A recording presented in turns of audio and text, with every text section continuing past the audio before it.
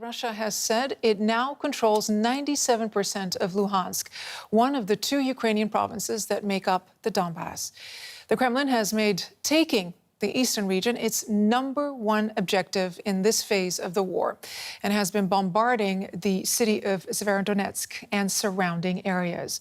Ukraine's President Volodymyr Zelensky says his forces are putting up a fierce defense and inflicting a heavy toll on Russia's military. Smoke and destruction across Severodonetsk. The fight for the key industrial hub has emerged as a pivotal battle in the war. Russia has claimed to have taken full control of all the residential neighborhoods there.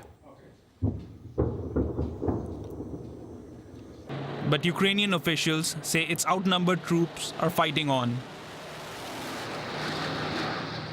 Ukraine's President Zelensky says the Russian advance has come at the cost of thousands of its troops. More than 31,000 Russian servicemen have already died in Ukraine. Since February 24th, Russia has been paying almost 300 lives a day for a completely pointless war against Ukraine. The day will come when the number of losses can no longer be tolerated, even for Russia. But what do they stand to gain from this? Most of the occupying forces have already understood that they have no prospects in Ukraine. We can see this reflected in conversations we've intercepted. This is the mood permeating the Russian army. We are free people. We're not your slaves. About 65 kilometers west, the city of Slovyansk has been hit by heavy shelling as Russian forces continue to advance further in the Donbas region. But many residents are refusing to leave. I'm going to stay here. I will not leave without my husband. He works here, so we've decided to stay. It's tough, but it's easier when one is at home. We're going to stay now because it's too dangerous to move. They're shooting everywhere, but we hope all will be well. These people are receiving essential aid while clinging on to hopes of survival. Natalia Pipa is a member of an opposition party in the Ukrainian parliament. She has just wrapped up a trip through Germany and Switzerland. A very warm welcome to DW News, Ms. Pipa. You met with policymakers, I understand, in both countries, Switzerland and Germany. Did they give you assurances that Ukraine will keep getting the support it's asking for? Yes, on the level of cities like Freiburg, on level of a city like Bern, yes, we have to communicate, and I know that 55% in Germany are support Ukraine and speak for me a lot.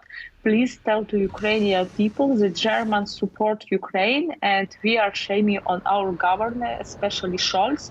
And we understand can this person speak that we don't can't give weapon to Ukraine because we don't know how to provide in which cans and something like this.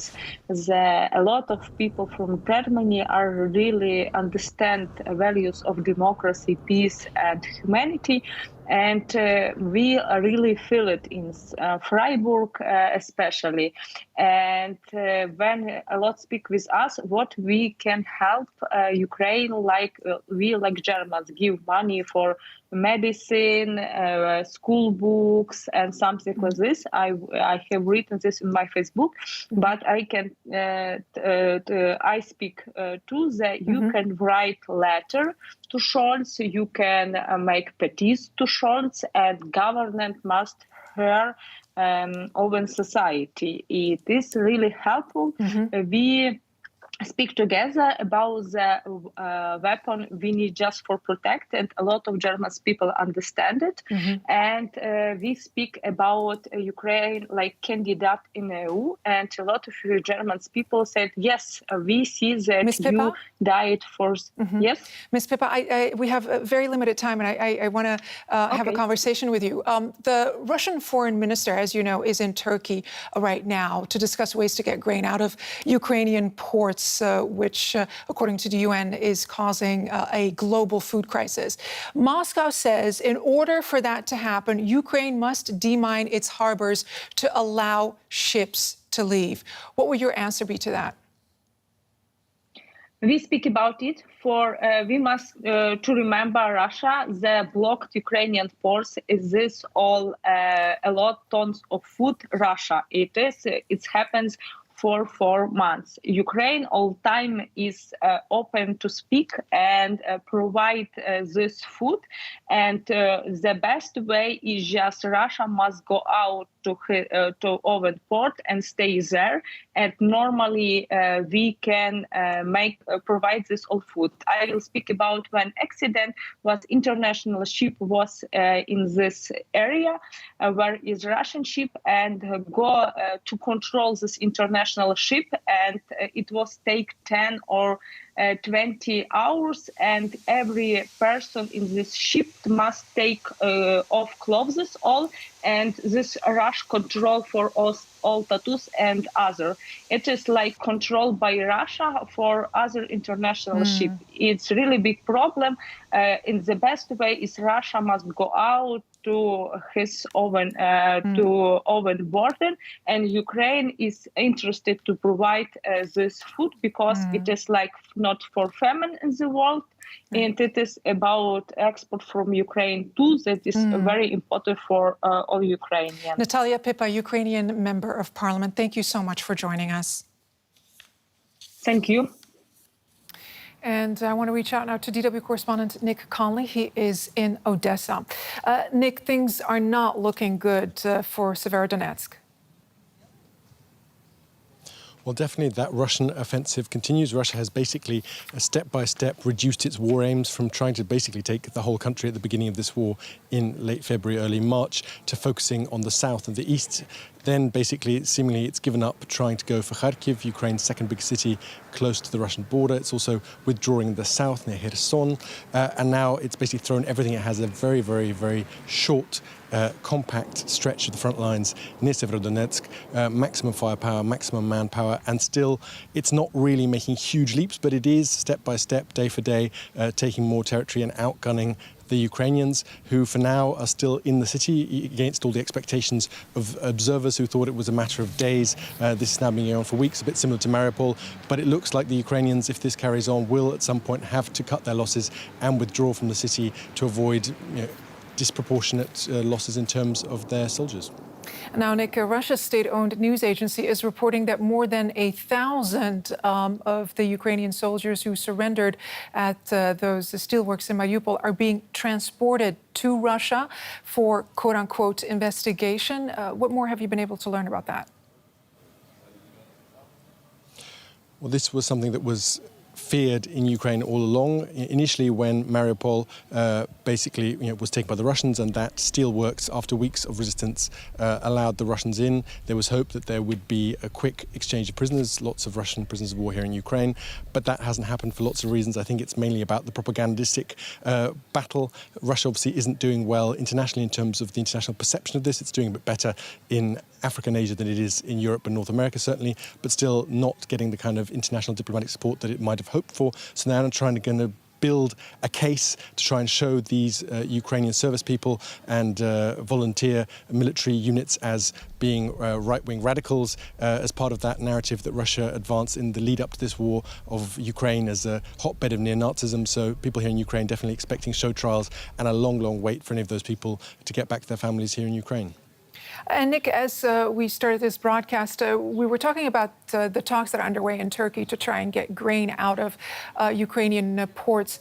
Now, for that to happen, Ukraine would have to demine its harbors, and Russia would essentially have to commit to not attacking Ukraine. Do you see any chance of that happening? look, I'm not even allowed to be near the port here in Odessa to do this live from the place where we're all talking about, because the worries here about the security of that port and of Russia finding out any minimal details is so big that we're kept away from there. So the idea that Ukraine, given all the bad blood and given the total lack of trust over any kind of temporary deals with Russia, would take those mines away and open Odessa, which is a prime target for Russia's advance, open that up to attack, I think is pretty optimistic, especially given that the Turkish attempt at mediation, basically they've said that they would accompany private grain vessels along part of the route, but there's no mechanism, if Russia doesn't stick to its side of the deal, that the Turkish Navy ships, for instance, would protect Ukraine's coasts. I think right now this is about the blame game, and Russia has discovered that this is going down very badly in the Middle East and North Africa, where that Ukrainian grain normally goes, and they're trying to put the blame for those rising grain prices on the Ukrainians and not much more than that. DW correspondent Nick Conley reporting from Odessa, Ukraine. Thank you, Nick. Talks in Istanbul between Russia and Turkey's top diplomats on how to get grain out of Ukraine have not yielded a breakthrough. Ukraine was not represented, and Russian Foreign Minister Sergei Lavrov said Moscow was ready to ensure safety of ships leaving Ukrainian ports. But Ukraine says it will not remove mines from waters around Odessa, citing the threat of Russian attacks. Tens of millions of tons of wheat, corn, and sunflower oil are trapped after Russia blockaded Ukraine's coastline 3 months ago. Both sides blame each other for laying sea mines off the Black Sea coast. While speaking at a press conference in Ankara, Turkey's foreign minister stressed the urgent need to resolve the stalemate. Take a listen. I'd like to say that the global food crisis is a real crisis. We should not look at it as only exporting Ukrainian grain products. We should look at it as exporting both Ukrainian and Russian grain products and fertilizer. Our DW correspondent Dorian Jones in Istanbul follows this meeting and had this update on possible outcomes of the talks. Well, it does appear that there are still major issues to be resolved before any grain corridor allowing Ukrainian ships onto the world markets can succeed. The Turkish Foreign Minister, Mevlut Çavuşoğlu, did say that they were working on the technicalities of how that would proceed. Turkish vessels will be involved in checking any Ukrainian ships entering Ukrainian ports weren't carrying weapons, to an acknowledgement of Russian concerns. But the Çavuşoğlu did admit that they have still a long way to go to secure trust between the two sides to achieve this corridor of grain for the world markets. Now, we understand, Dorian, that Turkey has offered to help facilitate getting grain out of Ukrainian ports. How are they planning on going about doing that? Well, the whole idea is that Turkish and Russian naval ships would work on this corridor that would allow ships to enter the Black Sea ports of the Ukraine and then would depart to the world markets. Now, Turkey would also participate in what is considered the most tricky part, the demining of particularly the Ukrainian ports to allow safe access to these ships. But the problem here is that basically Ukraine wants guarantees that Russia will not take advantage of this demining to launch an amphibious attack, particularly on the critical port of Odessa. And Sergei Lavrov, the Russian foreign minister, said that we would promise not to take advantage, but this offer was dismissed immediately by the Ukrainian foreign minister, calling it empty words. Now, how to resolve this current impasse, and it's all about trust, until that's bridged, then there isn't expected to be any progress on this deal. Are there any plans to speak to Ukraine's leaders? Well, Turkish Foreign Minister Çavuşoğlu did try to strike a bit of optimism, saying that it did appear that Ukraine was ready for talks, that they said that things had improved. Turkey's very keen to position itself as a facilitator, but Russian Foreign Minister Lavrov appeared to dismiss this, saying that any such talks would be merely symbolic. So I don't think there's any expectation of any major meeting anytime soon. And in conclusion, Dorian, we understand that Mr. Lavrov traveled with a military delegation to Turkey.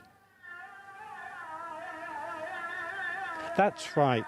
This is all about Turkish requests from Russia to allow to launch a major operation into Syria in Russian-controlled territory against Syrian Kurdish fighters, which Ankara deem as terrorists. But Russia seems still very cool on that. Sergei Lavrov said that, yes, we understand Turkish concerns, but we want to talk about this next month at a meeting in Astana, where it's a regular meeting between Iran, Turkey and Russia. So it doesn't appear that Turkey is close to any green light for any operation in any time soon. All right. Dorian Jones reporting from Istanbul, Turkey. Thank you.